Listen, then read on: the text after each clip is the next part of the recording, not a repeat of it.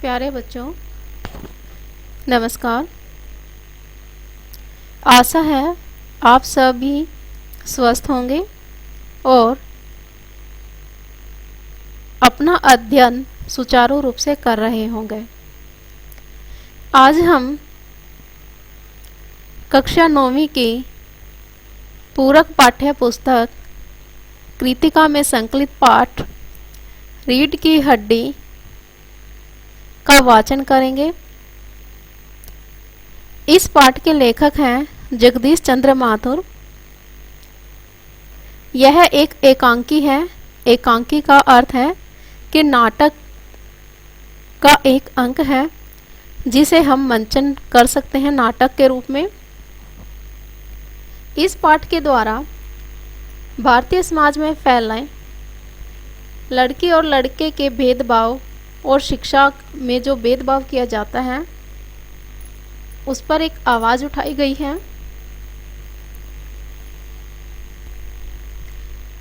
इस पाठ की मुख्य नायिका उमा एक पढ़ी लिखी लड़की है, लेकिन जब उसके विवाह की बात चलती है तो उसके पिता उसकी शिक्षा को छिपाते हैं, क्योंकि भारतीय समाज में ये मानसिकता रही है कि लड़की अधिक पढ़ी लिखी नहीं होनी चाहिए।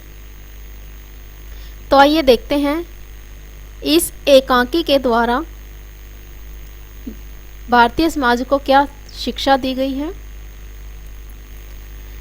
रीढ़ की हड्डी, जैसे कि नाम से ही पता है, हमारा शरीर है। हमारे शरीर में अगर रीढ़ की हड्डी न हो तो हमारे शरीर का कोई आकार ही नहीं होगा। हमारे शरीर को आधार ही रीढ़ की हड्डी देते हैं, इसीलिए पाठ का नाम भी रीढ़ की हड्डी रखा गया है। प्रस्तुत एकांकी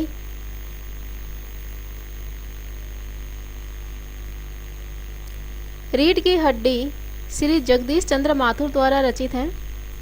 यह एकांकी लड़की के विवाह की एक सामाजिक समस्या पर आधारित है। इस एकांकी में कुल 6 पात्र हैं। राम स्वरूप, जो उमा का पिता है, उनका नौकर रतन, राम स्वरूप की पत्नी प्रेमा, उनकी बेटी उमा, शंकर के पिता गोपाल प्रसाद तथा शंकर। पूरा एकांकी एक मामूली से सजे कमरे में खेला गया है।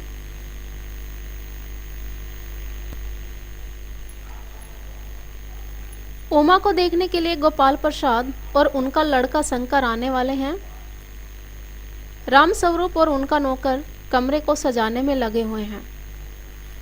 तख्त पर दरी और चादर बिछाकर उस पर हारमोनियम रखा गया है। हारमोनियम को आप जानते होंगे, जो भारतीय संगीत का एक वाद्य यंत्र है।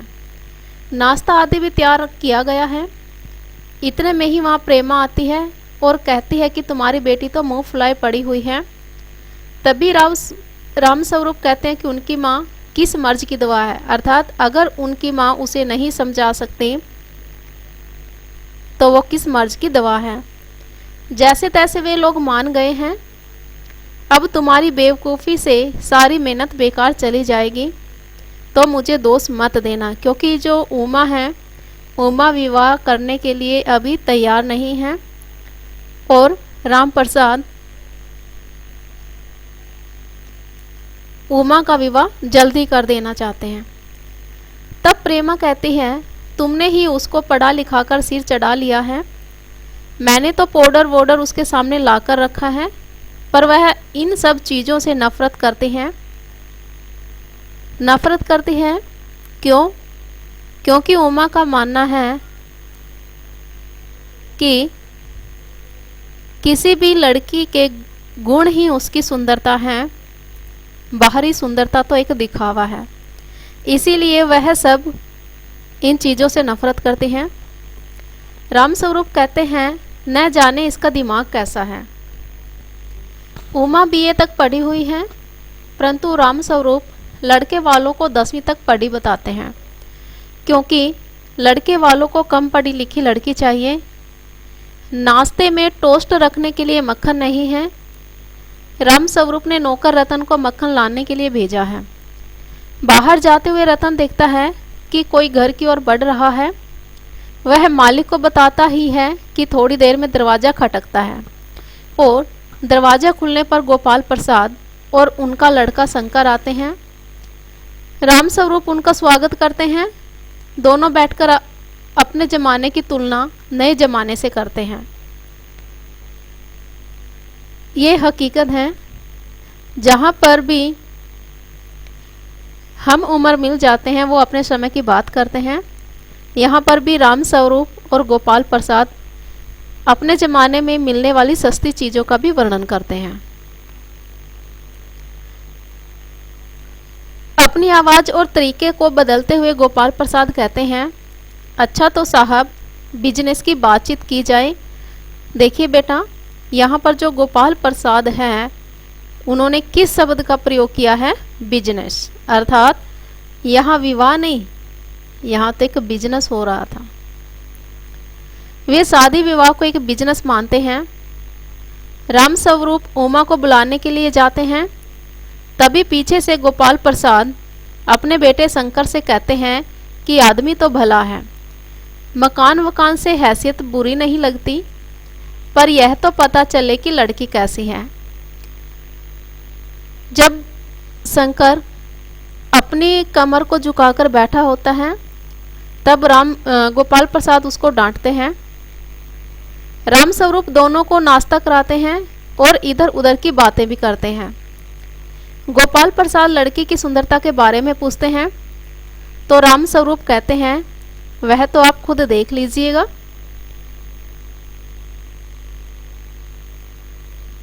फिर जन्म पत्रियों के मिलाने की बात चलती है तो रामस्वरूप कहते हैं कि मैंने उन्हें भगवान के चरणों में रख दिया है, आप उन्हें मिला हुआ ही समझ लीजिए। अर्थात कि मैंने तो भगवान से प्रार्थना की है, तो अब तो ये मान लीजिए कि जो जन्म पत्री है वो दोनों की मिल जाएगी। बातचीत के साथ ही गोपाल प्रसाद लड़की की पढ़ाई लिखाई के बारे में भी पूछना चाहते हैं। वे कहते हैं कि हमें तो मैट्रिक अर्थात 10वीं पास बहू चाहिए, मुझे उससे नौकरी तो करानी नहीं है।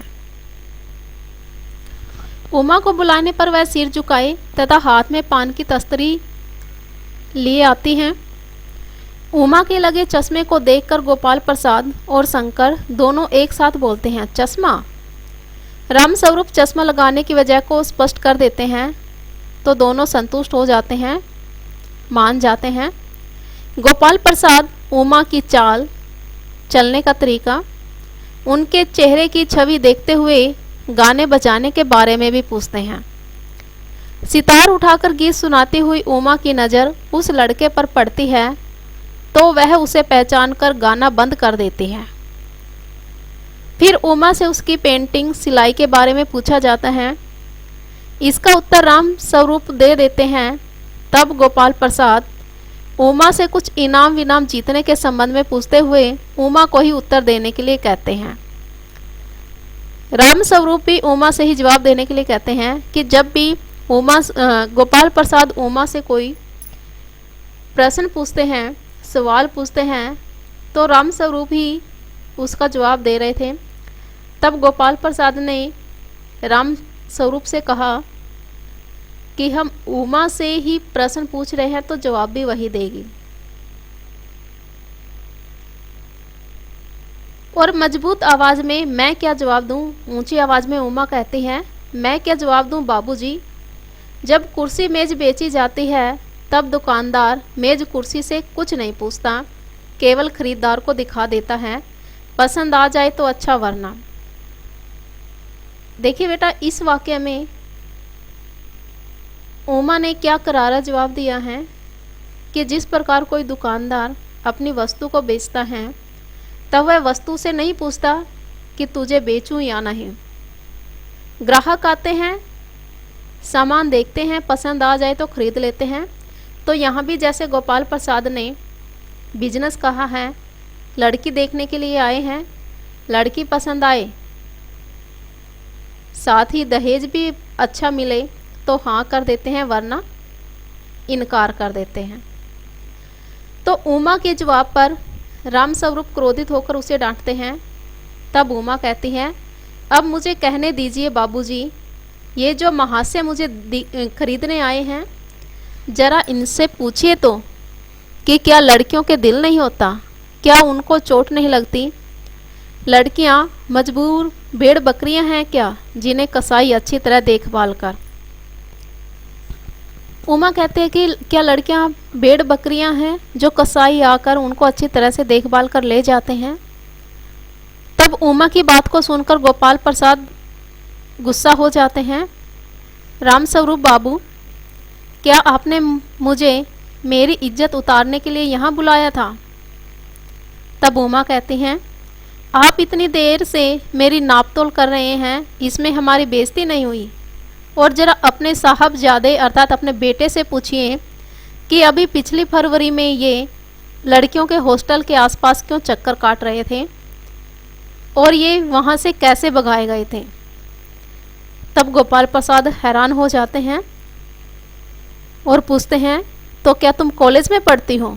उमा, हाँ पढ़ी हूँ, बीए पास किया है।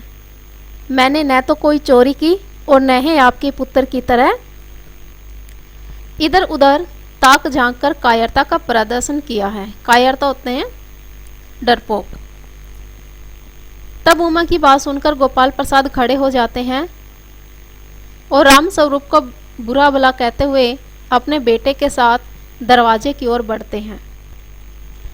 उमा पीछे से कहती है, जाइए, जरूर जाइए, पर घर जाकर जरा यह पता लगाइएगा कि आपके लाडले बेटे की रीढ़ की हड्डी है भी या नहीं, अर्थात क्या आपके बेटे का चरित्र साफ सुथरा है या नहीं।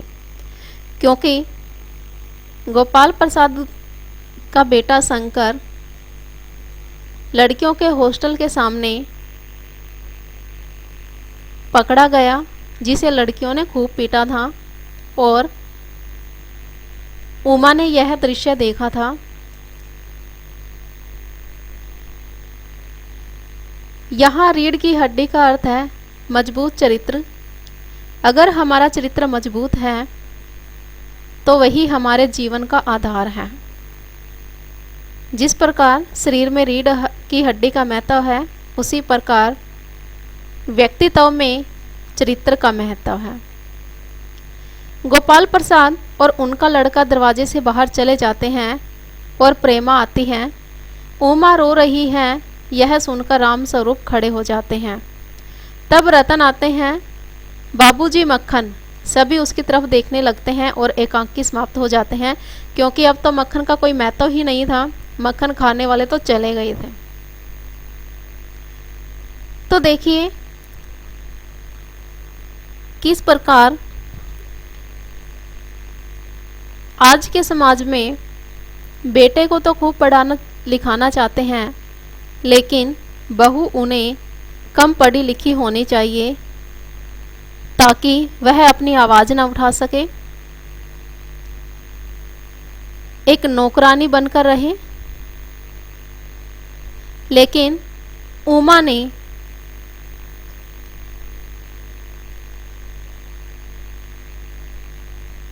अपनी बात को बहुत ही अच्छी प्रकार से रखा और एक सच्चाई को भी उजागर किया, क्योंकि उमा का चरित्र मजबूत था। इसीलिए किसी भी व्यक्ति का चरित्र मजबूत होना चाहिए, वही उसकी असली पहचान है। किसी का रंग रूप आदि को देखकर उसको परखना गलत है। अगर परखना है तो उसके गुणों को देखकर परखना चाहिए। आशा करती हूँ आप भी अपने चरित्र को अर्थात अपनी रीढ़ की हड्डी को मजबूत जरूर करेंगे।